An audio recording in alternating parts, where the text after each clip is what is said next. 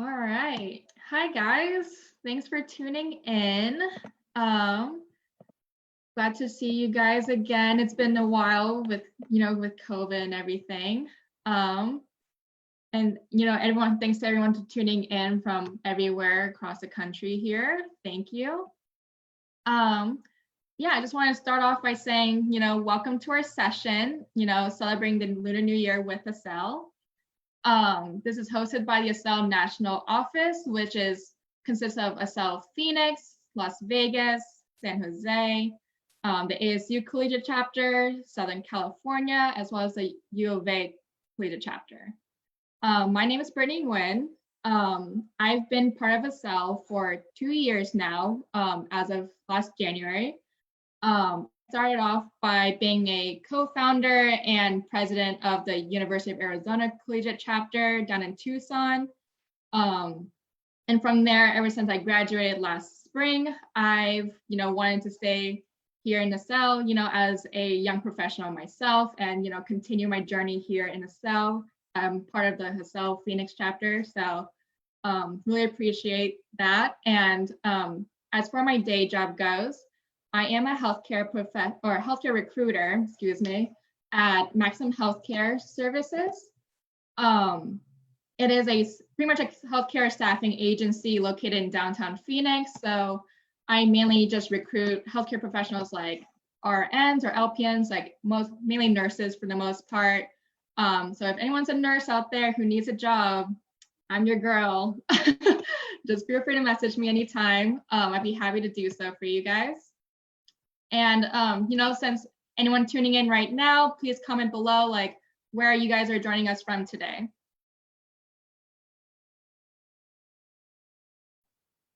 So before I bring in our speaker today, I do want to talk about ACEL first and what we do. I think we got the next slide.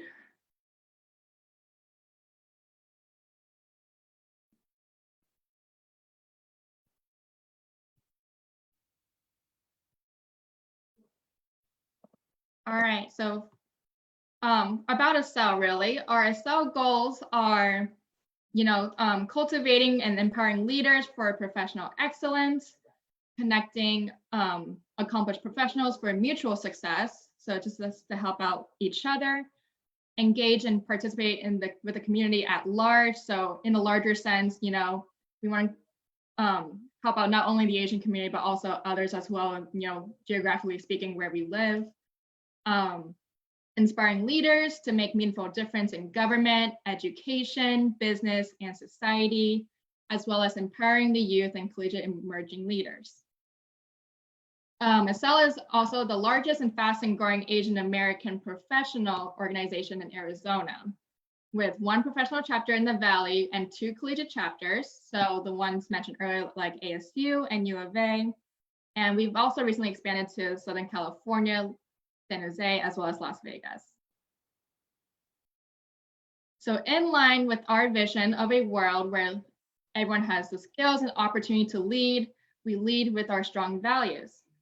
ACEL's values of leadership, education, accountability, and diversity. Those are like the main 4 that we go by. So in order to achieve those goals, ACEL offers a diverse range of professional development programs on a local level. These may include series of panels, workshops, and seminars. ACEL engages in membership and community activities as well, with an ongoing mentorship program, cultural awareness, as well as professional networking events. So if anyone else is out there interested in being part of the organization, feel free to send us a message at our Facebook page or visit our website. All right, so let's get started with the event. We're going to talk about a few unique Asian traditions, such as how some Asian cultures celebrate the Lunar New Year. So I'll have myself as well as our guest, Letitia, who will discuss some important aspects of the Lunar New Year that just passed last Friday on the 12th.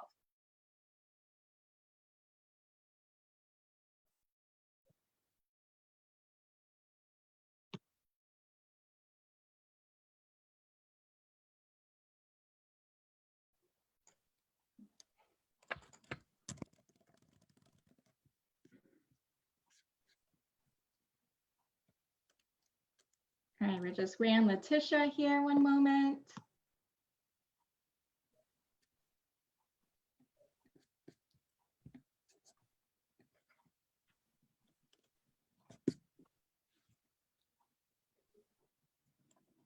Hi, can you see me? I see you. Not sure if anyone can see both of us.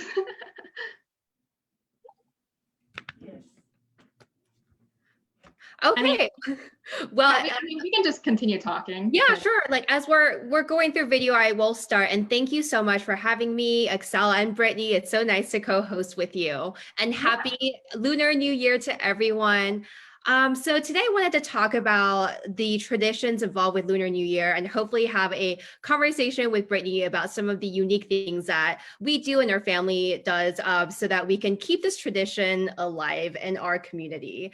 So Lunar New Year, as you probably know, is one of the most important holidays in many Asian countries. In the West, we have a regular New Year that we celebrate every 365 days because that's the time that it takes the Earth to orbit the sun. So now Lunar New Year derives its name because it represents 12 full cycles of the moon, which is roughly 354 days. And traditionally, many Eastern Asian countries have set up their calendars to be regulated by the cycles of the moon as well as the sun. So Chinese New Year celebration lasts from the first new moon of the new year until the first full moon of the Lunar New Year, 15 days later. And the first day of this cycle is the actual Lunar New Year. And then so the last day is the Lantern Festival, which is kind of romantic that we'll touch upon later. And today specifically, I want to make a case for why we should all celebrate both regular New Year in the West and Lunar New Year and how we can incorporate that into our modern life. And it's because it's essentially a second chance to hit the reset button and incorporate cleansing rituals into our everyday life, letting go of the negative, welcoming the positive, whether that's actually physically, mentally, spiritually, whatever you want it to be. So, yeah, Brittany, what do you think about Lunar New Year? What did you do this year? Not as much as I wished, sadly. I mean, I feel like, with COVID going on, it's kind of rough to celebrate, especially I feel like the Lunar New Year it's a very social event, really. Like it's meant to gather people together to celebrate this one thing and enjoy each other's company and stuff. But I don't know, COVID just makes it so hard, but I've tried to make them both the best of it by like, I don't know, like we're so eating good at my household at least. And obviously like wishing my elder relatives like a happy new year and wishing them good health, especially, which is so crucial now. But yeah, I mean, like what have you done so far? Yeah, so I think in the past we've had such a big celebration, and like you said, with COVID, things have been different. But we will be touching upon some of the virtual things that we get to do this year. And then also in preparing for this event, I just realized it led me to really reflect about what Lunar New Year is about. And I think I never realized how much health and wellness is a part of this whole cycle. So it's a 15-day celebration.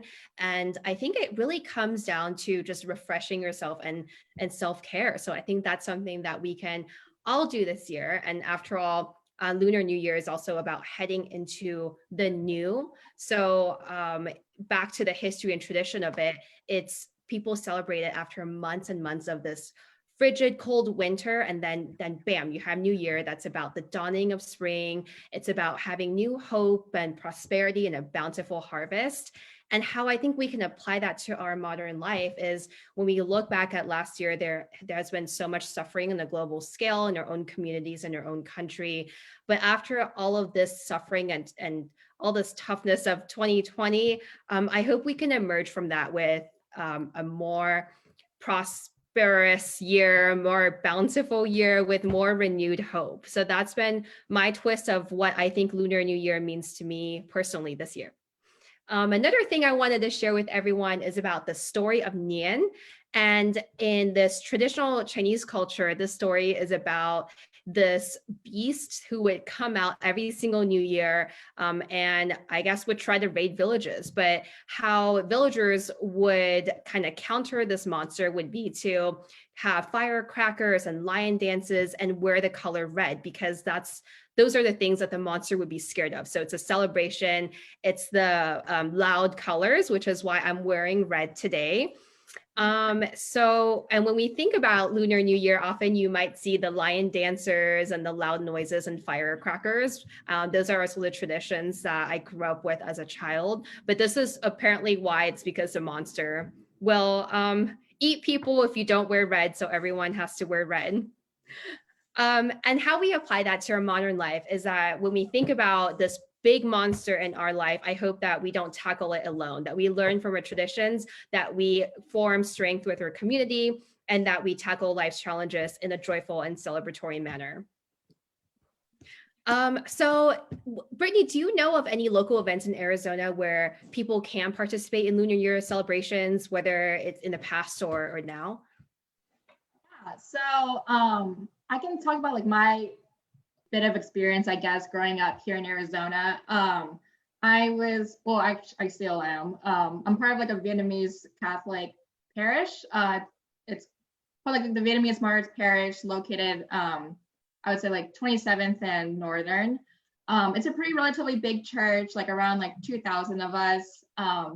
So essentially we have like an annual festival there to celebrate the Lunar New Year. I would used to like help participate and help out by like performing like Vietnamese dances, with my youth group. And then of course, like we host so many vendors, like we sell so many Vietnamese food, which is also a great way for them to fundraise for the church and stuff. But I mean, it's not like limited to our community. Like obviously we invite anyone in Arizona to come in and join us to celebrate. And of course, like you mentioned, like the lion dancing and the firecrackers, especially as a kid, just makes it so like super exciting and everything. Yeah. This year you're Miss Vietnam, Arizona. Is that your title? Yeah, So cool. I am. Yeah, from one pageant queen to another. Yeah, it's really just incredible to have such a great representative for your community and your pageant. And I think it's also just really important to keep our cultures alive. And so I personally, I immigrated here when I was 8, and I grew up in France, and my parents are Chinese. And then so I kind of grew up as a third culture kid with just such a mix of different traditions. And I think that just makes life just that much richer. But I think one of the challenges of being in a new place is just trying to keep up your family traditions, like we've talked about. And so it wasn't until kind of in recent years where I've really thought about what I need to do to continue celebrating where I'm from and my identity.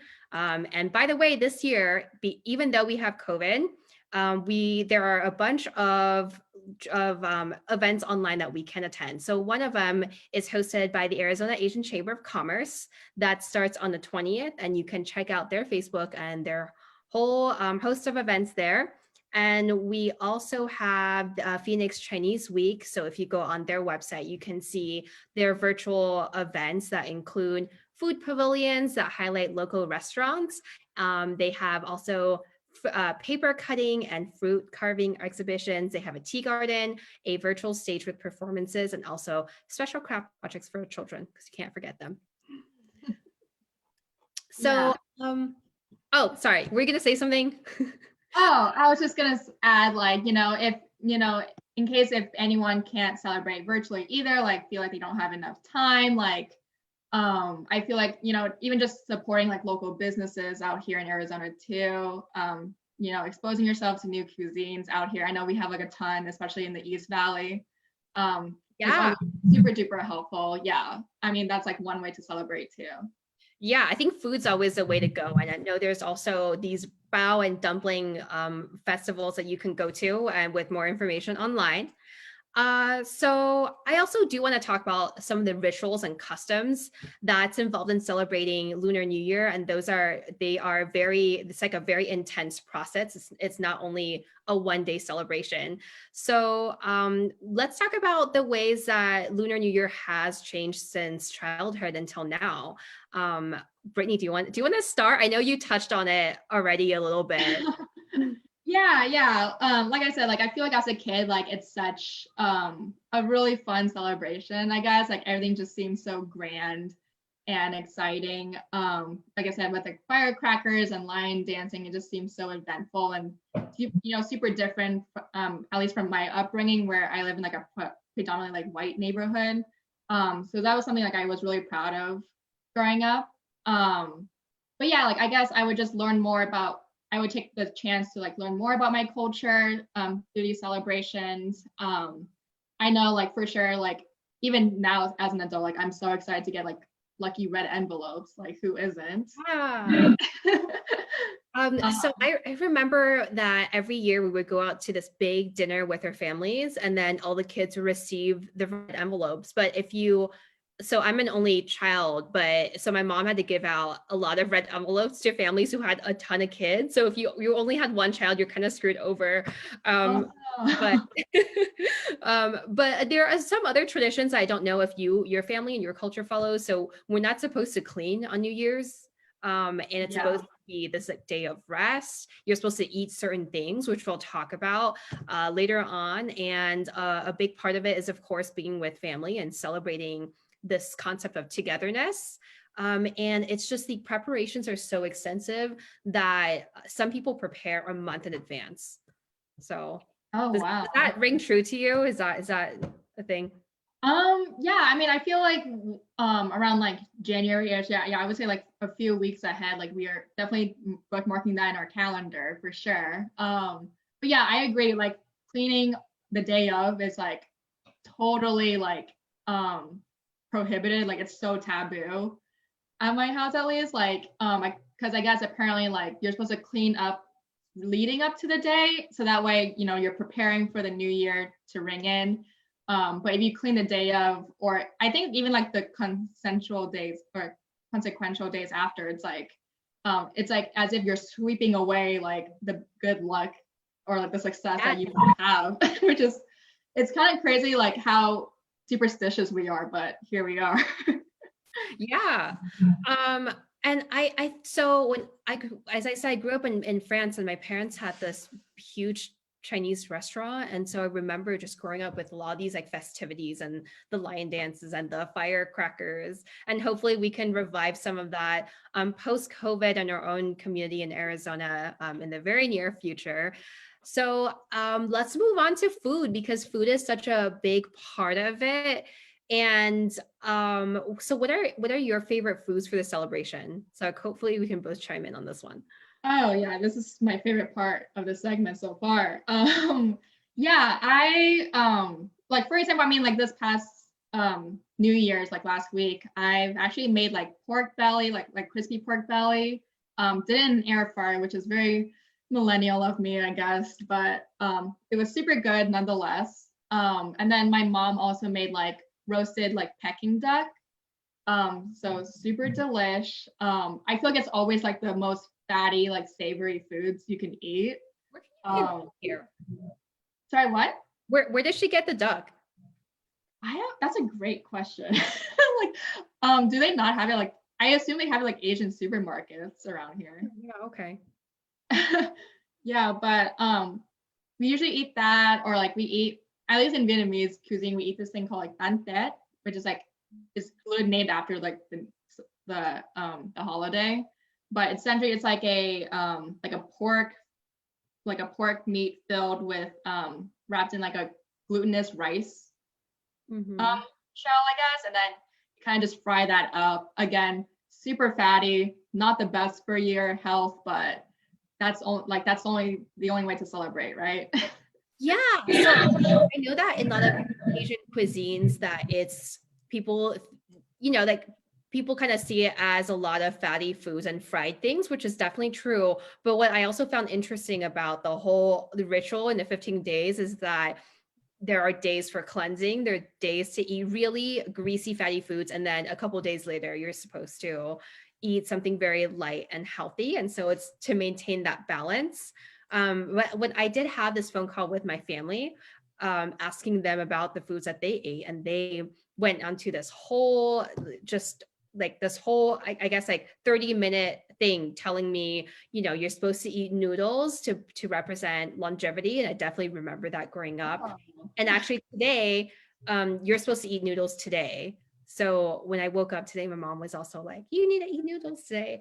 And then when you eat the noodles, you're not supposed to cut short the noodles because it would represent cutting short your life. So you're supposed to slurp it all in one and to not break noodle strands. So just fun fact.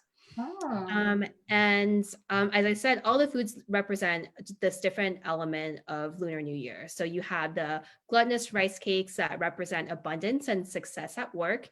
And then some families will buy orange trees or have a lot of oranges because they represent good fortune. And then if you want to incorporate spring rolls, those represent wealth. You have fish for prosperity and wisdom, but make sure it's a whole fish and not cut up fish into different parts. So see a whole thing. And then lastly, I think making dumplings has been such a big part of many Asian families' tradition. So I know with mine, we make dumplings kind of like an assembly line where everyone has a different job. And the whole point of it is to have your entire family be involved in the process of making the food. It's also celebrating the sense of togetherness. And the actual shape of the dumplings is supposed to look like gold or silver pieces that's used as money in ancient times. So it's a way of using food to welcome all the positive vibes of the year.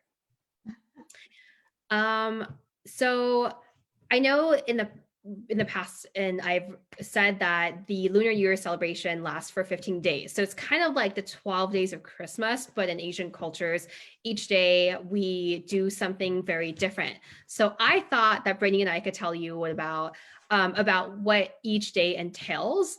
And I do want to ask Brittany after each day whether this is something that she does, because I think I'm really interested to know whether these things changes in Vietnamese versus Chinese culture. So on day one, to celebrate New Year's Day, you would have firecrackers, which we talked about, and then after everyone's gone to sleep after midnight, I guess the parents are supposed to stay up to welcome dawn, and that there's this belief that New Year's Day sets a tone for the rest of the year. So it's kind of this quiet, relaxing affair after the festivities are over. But the adults would send positive thoughts, and the children are supposed to behave, and then you kind of chill and call your parents, and then it's all about rest and relaxation. So you're not supposed to be cooking or cleaning. Does that sound about right? Yeah, for me at least, yeah, for sure. Like I think like even Western culture, with their New Year's, it's like we're all celebrating on the eve of, and then we're just dead the day after like a night of celebration. Yeah. So I guess the modern equivalent of day one is to check in with your parents, do nothing, and order Uber Eats. Yeah, pretty much. So then on day two, and also if anyone in the audience wants to jump in for any reason, if you want to kind of write in the chat about how you've celebrated Lunar New Year, or what you think of any of this, like please interact. We love to hear from you. So day two is when we're supposed to be visiting family and friends. So you would go to people's homes, and they're supposed to welcome you with tea and sweets. And then maybe give you red envelopes and small gifts for your household. And then if you're married, traditionally, that's when women would then visit their in-laws on the day two after they visited their own parents on day one. Yeah, no, that sounds about right. I would say like, does your family ever put out like a plate of like fruit on a table? I've never known what that was about. I just knew we had to like have an abundance of fruit and like you said, like the candy sweets. Yeah, and I think when you mention abundance, it's also it's a different thing. Because so I think in most like Western kind of cultures that I've experienced being here in Europe, it's you usually want to just order the food that you can eat, whereas a lot of Asian cultures, you have to order this abundance of food and make sure you don't finish it and have leftovers, so that this symbolizes a lot of abundance in your life. So when you order, you have to order way like much more food than you can eat, basically. Yeah. And then I think the modern equivalent with this whole visiting friends and family concept, it's that you could just have tea and get your favorite desserts. And I think that this cleansing ritual and having rituals like this is really good for your mental health, especially in this year in COVID. For sure. And another pro tip is when you get tea, don't get tea bags because they're full of like tea leaf remnants. You should get full leaf tea, spend that extra couple dollars, but you can really taste the tea. And if you want to go super extra, you can look online for tea ceremonies, especially Asian tea ceremonies. They're so great and so relaxing. So now we're moving on to day 3, which is after all of the socializing, you stay at home. So the superstition is that it's bad luck on day 3 to socialize. Especially if you have any quarrels and or disagreements among friends and family, you have to stay away from all of that negativity and spend the day taking care of yourself at home, make sure you're out of harm's way, make sure you're safe. So this is the day to relax after a really intense period of celebration. So then day 4 is worshiping the gods. So for people who are not religious, like myself, I think this is a day to express gratitude, whether it's for your family, friends, your food, just everything in your life. But on that day, it's very auspicious to prepare a big dinner that's served at midnight and make offerings of incense, food, and money to welcome new gods and deities and ensure a prosperous year ahead. So is that why people put out food, do you think? I was gonna say it's either that, like religious reasons, because I know my family is Catholic and religious, but I also think it's like maybe for like ancestors too, like they Mhm. can come celebrate with us in spirit or something like that. I don't know, like does that seem like it aligns with like Chinese culture? Yeah, I think one cool aspect of it is that even if you have family members who have passed, that on those big holidays, they're still with us and in many ways, and we still remember them and we still prepare things for them as if they're here. And then we just send out good wishes that they're watching over us. So I think that's a really good and fun kind of like memorable aspect of it. And then on day 5 is to break taboos. So that's the day where you celebrate the god of wealth. And that's a point where many of the New Year taboos can be broken. So, for example, now it's safe to sweep and empty the trash. And then many local businesses will reopen. And then some people stay at home in case the god of wealth comes calling. And also back to your point about serving food, many people I know, small businesses who in Asia who will leave food outside for the gods and to give thanks to the gods of wealth. I don't know if you've ever seen that one.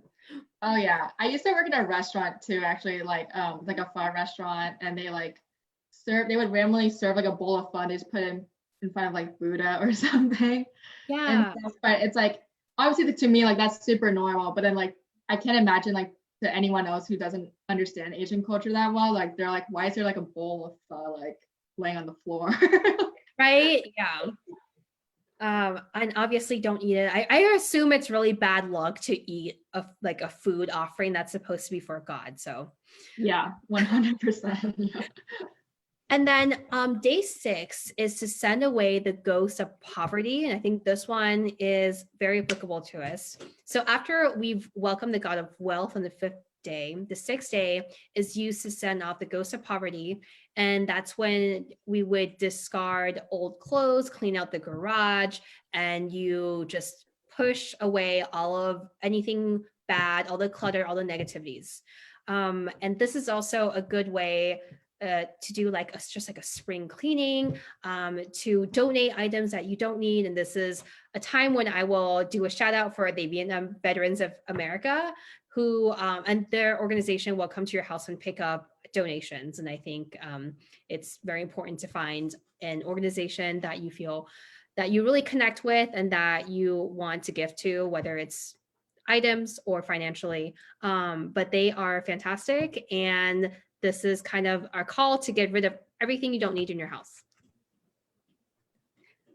Day 7 is to celebrate humans. That's what the day is supposed to be for. So it commemorates an ancient goddess who is believed to have created mankind from yellow clay. So on this day, many people will eat different healthy foods to symbolize abundance, prosperity, and long life, such as a vegetable soup, or you have noodles like we've talked about, and then, or we have a raw fish salad. So the ritual is eating something healthy, and it goes back to after eating all of the unhealthy stuff, this is the day to physically cleanse, to come back to health and wellness. And then day 8 is used to celebrate rice, which, as many of you know, is this essential food staple for many Asian countries. So it's also a good time to teach children where their food comes from, and the general importance of agriculture. So this is not a bad day to visit your neighborhood farm or your local farmer's market. And I love that there is this whole concept of celebrating food, and really giving thanks for that. So anything you want to add, Brittany?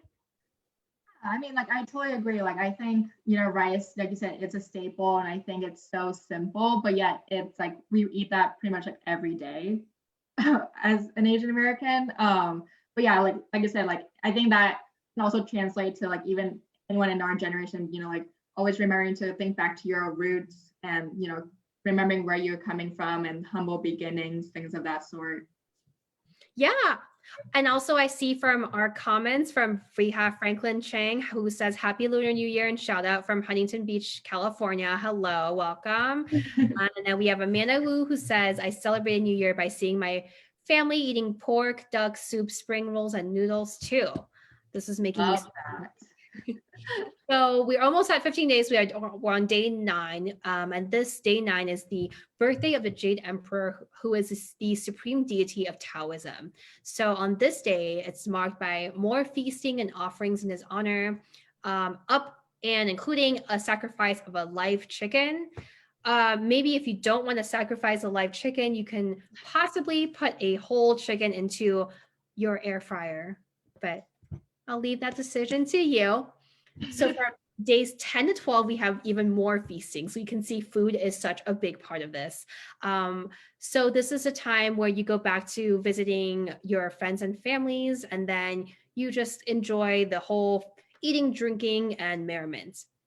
Then day 13 is a cleanse. So the first 12 days, they're filled with really rich and greasy foods like we talked about. And then now you have vegetarian dishes on the 13th day to soothe your digestive system.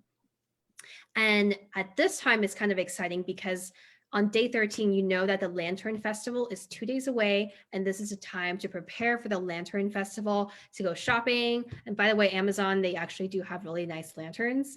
And you can celebrate by writing all of your hopes and dreams on the lanterns and your wishes for the year and set them free and light it. Well, of course, find like a suitable location to do that. So that's a really cool way to celebrate the Lantern Festival in 2 days. Then day 14, you start decorating your lanterns. And that's when families will gather together to prepare the lanterns, and then you still have your dragon and lion dance. And then 15. So out of curiosity, Brittany, have you ever celebrated the Lantern Festival?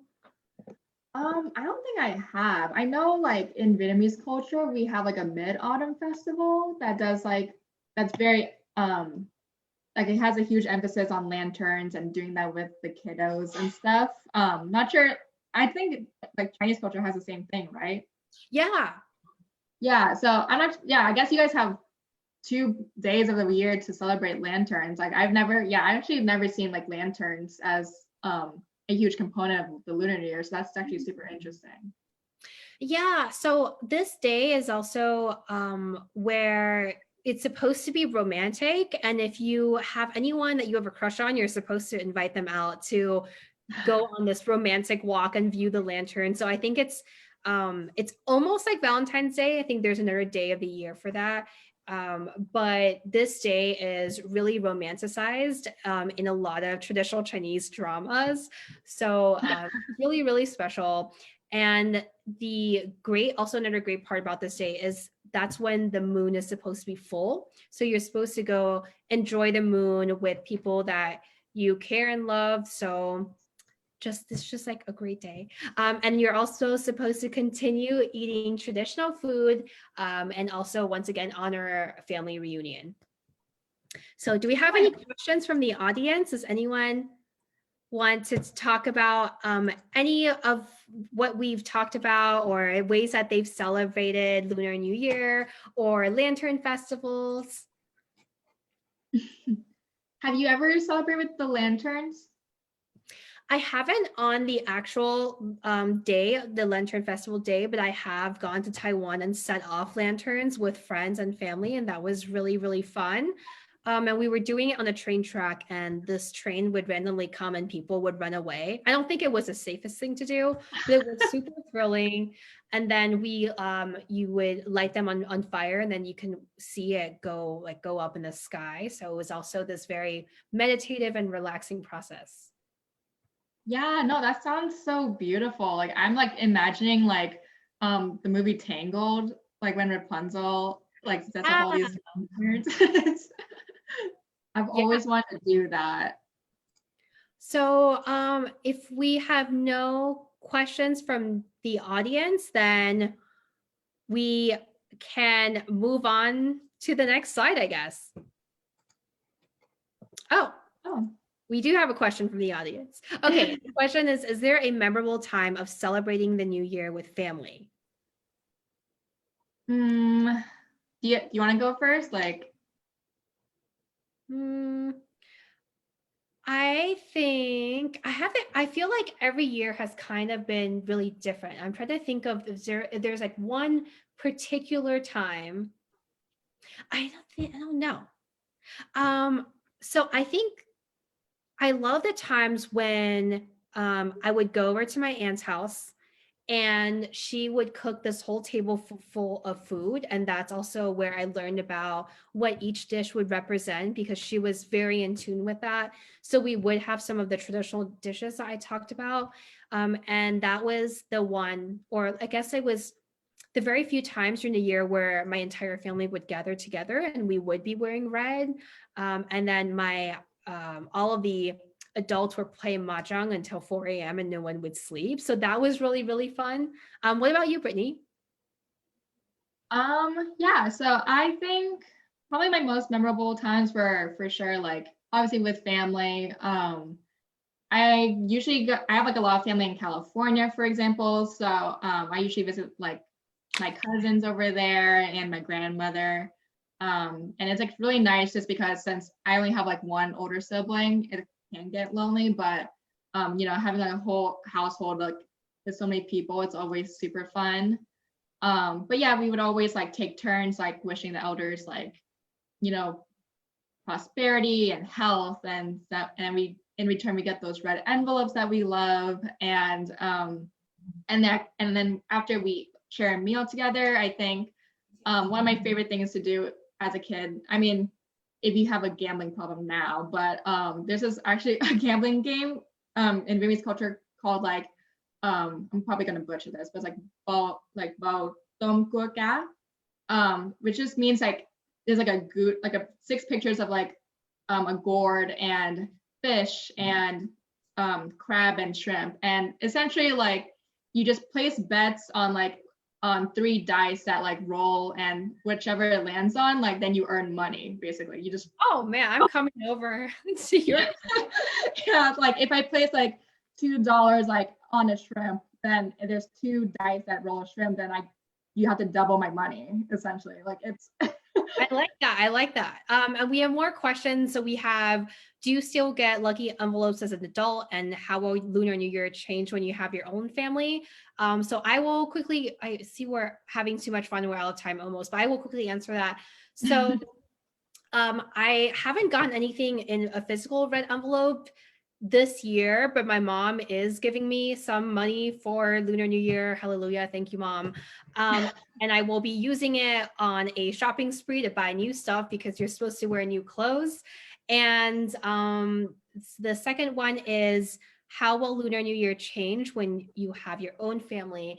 So one, I'm like low-key terrified of motherhood, and I feel like a baby at heart. So I'm not sure if I will have my own family, but if I do, I think it's really important to keep up that tradition. And I think I would do the whole wearing red thing and teach them what the different food symbolizes. And I hopefully will have my family around to take them in and to kind of teach them what you're supposed to do when you're not supposed to do.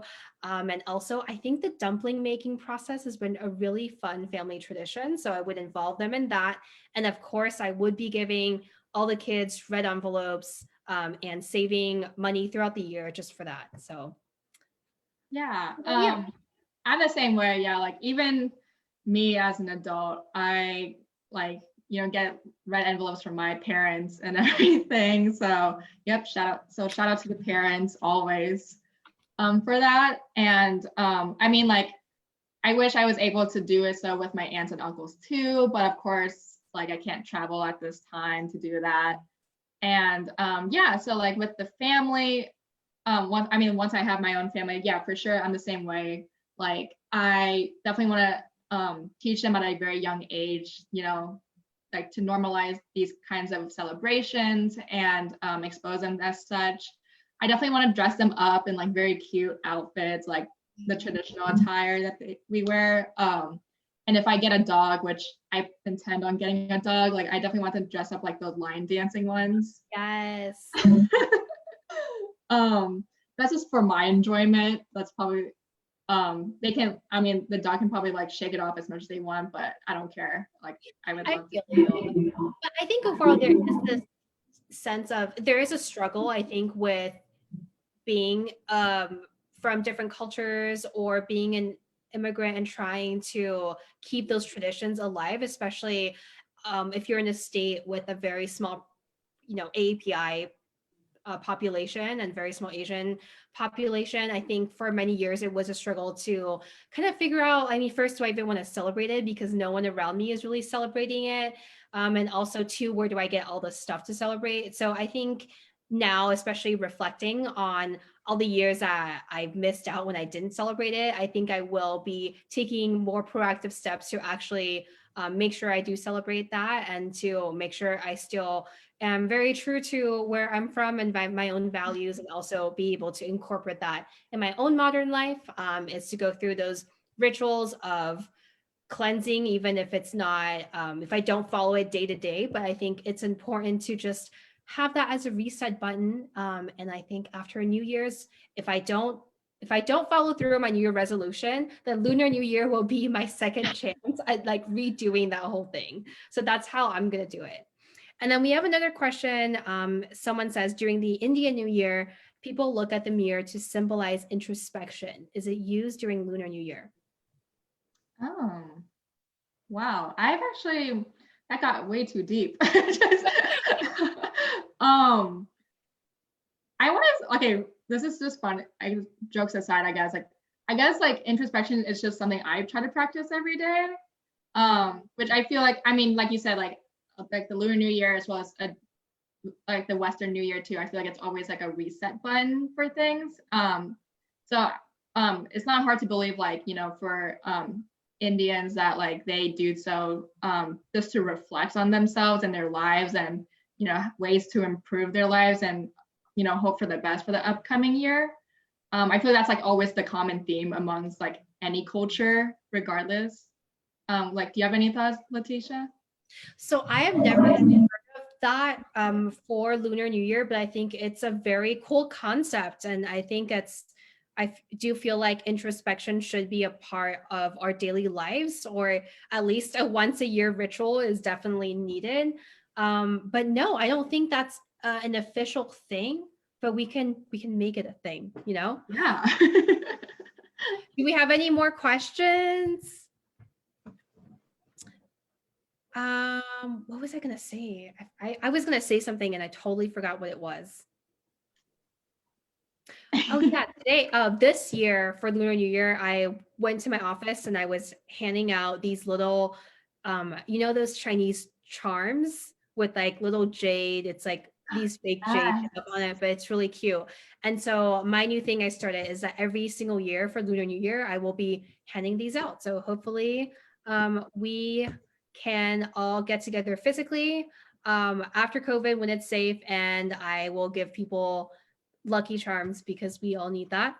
But all right. So thank you so much for having me. And it's such a pleasure to be with all of you and to share my own traditions and culture with everyone. It brings me a lot of joy. And if there is anything that you've taken away from this, it's to create and honor a ritual in your life that will bring you healing, cleansing, and to allow you to let go of negativity and welcome a prosperous year.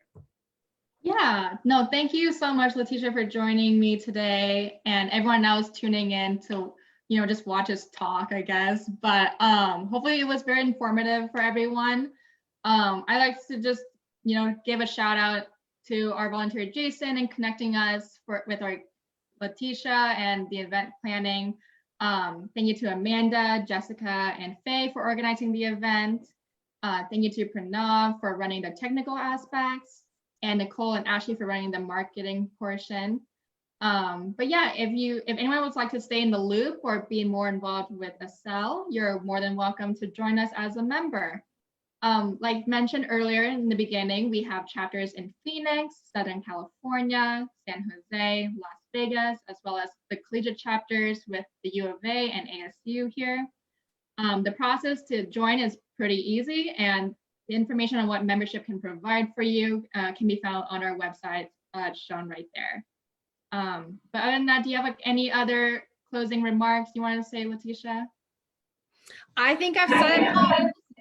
Thank you so much, everyone. Please do look up ACEL and consider joining. I think it's been a really fantastic organization for my own professional and personal development. And it's really a pleasure to be working with so many bright and talented individuals. Yeah, same here. It's definitely worth it, guys. So yeah, feel free to give the page a like, just to follow on Facebook. If not, like I said, you can join as an official member through their website too. But other than that, hope everyone has a great rest of your evening and happy Lunar New Year.